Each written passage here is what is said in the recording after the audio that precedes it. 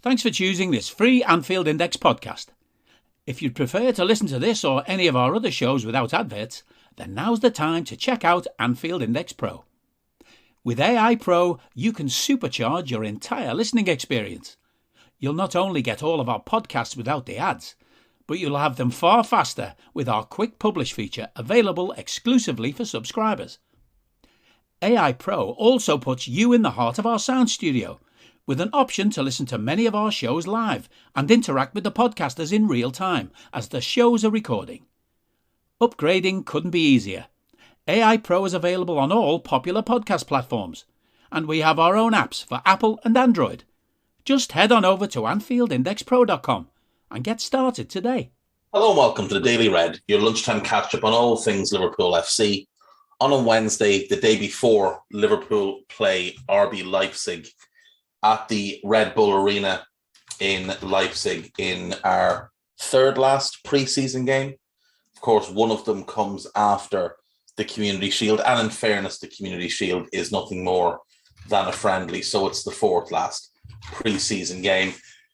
We'll probably see Jurgen Klopp take the game a little bit more seriously, play his best players for a little bit longer as he ramps them up ahead of the season starter against Fulham on August 6th, which is a mere 2 weeks away. So, yeah, I mean, it should be a good game tomorrow night. For today, there's not a whole lot going on. We had confirmation yesterday that Reece Williams has joined Blackpool on loan. So best of luck to him. We'll see how he does there. Ben Davies completed a £4 million move to Rangers. One of the more bizarre transfers in our history, I would suggest. Signed out of nowhere for 500,000 on deadline day a couple of years ago because we had the centre-back issues. Never played, bizarrely. And then sent on loan last season to Sheffield United, where he had a good season, played 23 games. And now he moves on for £4 million, which, you know, is a nice profit for us. You can't really argue that it's worked out well. It may well have been that was our plan all along. He was out of contract that summer. So maybe we just saw an opportunity to make a few million quid, and it worked out. We probably got 500 grand off Sheffield United last season for the loan itself. So this 4 million may well be all profit. On This is Anfield, there are 11 new photos of the Anfield Road End extension. This is Anfield have been brilliant at keeping people up to date on how the new stand has been going, and the roof truss has been lifted into place, and the stand is really beginning to start to take shape and really beginning to start to look like it'll be quite an intimidating structure. Very, very similar, obviously, in design to the new main stand. Looks really, really good. Really, really good. And I do hope that eventually they'll do the Sir Kenny stand and then eventually do the Kop and get the capacity up to maybe 85,000, somewhere in that kind of range, because it would be filled every single game. Maybe not for the Cup games, but for League and Champions League games, it will be filled. This is Anfield have obviously been out with their drone. It looks really good. It really does look good. The stadium is really starting to look more and more impressive. The main stand looks incredible, and this stand looks like it will be every bit as good. So do check that out there. Why Liverpool's squad might be stronger despite Sadio Mane exit. Well, what are we comparing it to is the question. So the defense is obviously looking good. Trent and Ramsey, Konate, Matip, Van Dijk, Gomez, Robertson, and Tsimikas. And I think Gomez is the other one to stick in there at right back. We know that the goalkeeping options are strong with Alisson, with Kelleher. Adrian obviously is sticking around for another year. There's a couple of talented young players. Sepp Vandenberg may well be the fifth centre-back. So defensively, we're in good shape. As long as James Milner doesn't have to play there, we're doing well. Midfield is where there are obviously major question marks. At the number 6 position, you've got Fabinho. There's no ideal backup for Fabinho. Henderson can play there against certain teams, but against certain teams, he just can't. Milner as a number 6 is a laughable suggestion. Jurgen was clearly trying to be nice to a fella that was sitting next to him. The right-sided midfield options, there's just none of them that are good. Henderson isn't good there. Elliott's far too young to be relied on, and Oxlade-Chamberlain has not shown anything in recent years to suggest he's worthy of playing regularly in that position. The left-sided options, Thiago and Naby, are both great, but Curtis Jones doesn't have the defensive awareness, the defensive nous to play that role. And he's also not good enough in terms of his distribution because he holds on to the ball too long. And Carvalho is a fish out of water if he gets played there in the league. The forward line does look good, though. I do like how the forward line looks. Nunez, Jota, and Firmino as options through the middle. Salah, Jota, and Harvey as options off the right. I also think Cade Gordon can be used off the right. And then Diaz, Jota, Carvalho as options off the left. So the forward line does look good. Is it better than last season? I'm not 100% certain that it is. I think it's about the same as last season. But I do think that when we get to next season, even with just this group of players, I do think it will be better because Nunez will have had that first year. Elliott, Carvalho, Gordon will all be that year older. Ramsey will be a year older. So I do think in 12 months, this current group will be stronger than what we had last year. But for this current season, I am a bit concerned, especially just that right-sided midfield role, which has obviously been a weak link all last season and likely continues to be this season. From Gerrard to De Sena, 29 former Liverpool players who are now managers. Steven Gerrard is the first team manager at Aston Villa. Nuri Sahin is the first team manager at Antalyaspor in Turkey. Danny Agger, HB Code. Dirk Kuyt at Den Haag. Andrea De Sena at Renate.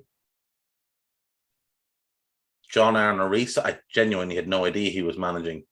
Avaldsnes. Paul Ince at Reading. He's just not a good manager. Christian Ziege, FC Pinzgau. Jan Gromkamp, CSV Apeldoorn. Nigel Clough is at Mansfield Town. Albert Riera is with Olympia Ljubljana. Paul Konchesky is the manager of West Ham's women's team. Rigobert Song is the manager of Cameroon. I didn't know that. Youth team managers. Fernando Torres is over the Atletico Madrid under-19s. Alvi Arbeloa is over the Real Madrid under-19s. Javier Mascherano is over the Argentinian under-20s. Alberto Aquilani is over Fiorentina's under-19s. He's someone I could see being a good manager. Igor Bishkan is over the Croatian under-21s. Gregory Vignal over Dundee's under-18s. And then obviously former Reds who became managers and are just currently out of work. Xabi Alonso, who was in charge of Real Sociedad B last season, didn't go very well. Sami Hyypiä and Marcus Babbel have obviously managed multiple clubs. Maurizio Pellegrino was manager of Southampton for a while and was most recently in charge of Vélez Sarsfield. Robbie Fowler was managing with East Bengal last time out. Stefan Oncho was at Neuchâtel, and Morientes and Anelka apparently currently out of work, but have had some player coaching roles. Abel Xavier was in charge of Mozambique's national team. Hands up if you knew that one. And Brad Friedel was in management with the United States under-19 team and the New England Revolution. Craig Bellamy, currently assistant manager at Burnley. Gary McAllister, obviously assistant manager at Villa. Harry Kewell is currently a first-team coach at Celtic. Christian Poulsen is the assistant manager of Denmark. And Robbie Keane, Bolo Zenden, Jimmy Traore, Nicky Barmby, and Andre Varnen are also assistant managers. That's a lot of ex-Reds from a 30-year span that are currently working in the game as managers or coaches. There's a few of them that are quite surprising. Paul Konchesky being an obvious one. Rigobert Song being another. Paul Ince getting another job, having been terrible wherever he's been.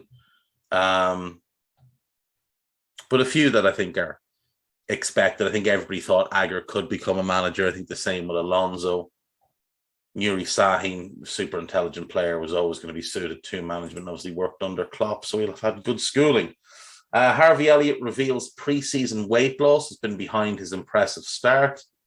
Liverpool hand Cade Gordon first team show of faith despite injuries. 11 former Liverpool players who are free agents and one who retired this summer. Let's see. Luis Suarez, Daniel Sturridge, Lazar Markovic, Andy Carroll, Martin Kelly, John Flanagan, Stephen Colker, Andre Wisdom, Charlie Adam, Pachim Kazami. He was talented. It just never worked out for him. Ryan Babel and Martin Skirtle retired. Fair play. Fair play. I didn't realise he'd retired, but best of luck to him in whatever he does next. He'll probably go into coaching in summer. Liverpool will not forget about young player who can be Mohamed Salah heir despite setback. This is a piece about Cade Gordon. Liverpool already know Darwin Núñez truth, as Fabinho explains classic Jurgen Klopp blueprint. Liverpool and Julian Ward can return for explosive next Sadio Mane as price tag drops.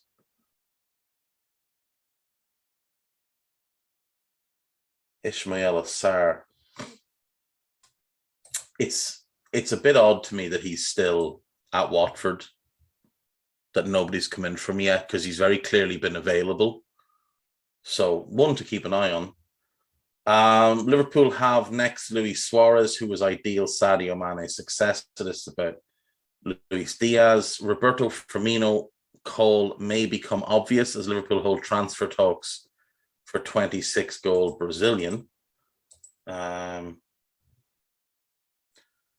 Don't imagine we are holding talks for any 26-goal Brazilian. Anthony, we're certainly not holding talks for Anthony. Liverpool can sign another Marco Reus for Jurgen Klopp as ideal 34 million transfer chance arises. Is this Lucas Paqueta? It is. We'll just move on past that one. Liverpool sends scouts to Germany as Jurgen Klopp rekindles long-standing 18 million transfer interest. My guess is this is Florian Neuhaus.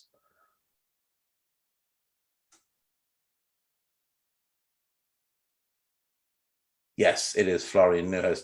Liverpool sending scouts to Germany is apparently to look at a bunch of different players. Mario Vuskovic is one of them, allegedly currently plays for Hamburg. Liverpool target rejects new deal. This is about Carney Chukwuemeka of Aston Villa, a player I'd very much like us to get our hands on. Super talented midfielder who could be a massive player for us for a decade. Liverpool have one more season to justify a £52 million transfer outlay and prove Michael Edwards right. Nobody needs to justify anything. Naby Keita hasn't been a flop, no matter how much people will try and make you believe that that's the case. He's just been very, very unfortunate with injuries.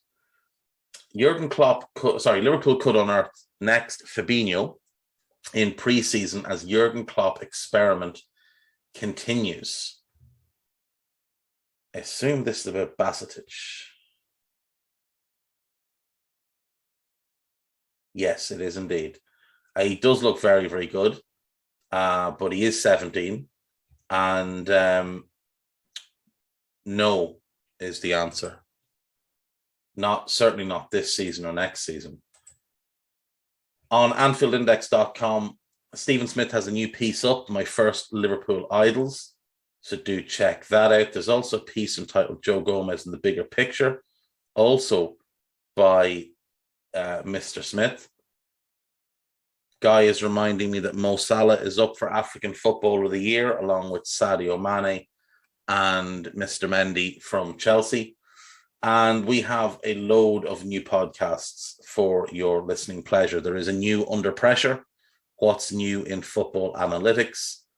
It is Nat Phillips' dad, Daniel Rhodes, Phil Barter, and Richard Cole, a new signing to the Under Pressure podcast, having a look at basically what's new in the world of football analytics. So do check that one out. There's a new Molby on the Spot, Mr. Downey and Mr. Molby back in tandem. It is, as always, a cracker.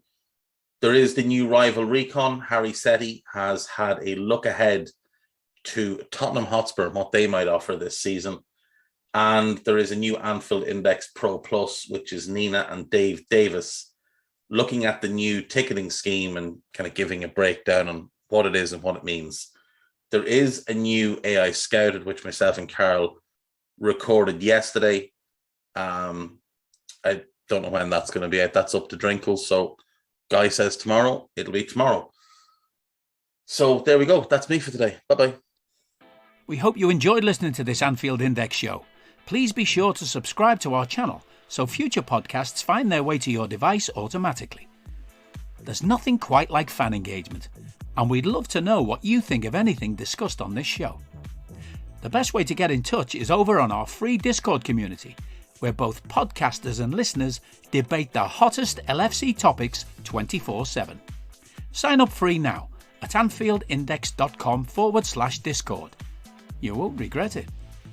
You can also follow us on Twitter at Anfield Index and find us on Facebook by searching for Anfield Index. Oh, and before you go, we'd love it if you could leave us a 5-star review on your favourite podcast app. It only takes a couple of seconds, and it means the world to the people who create these free shows.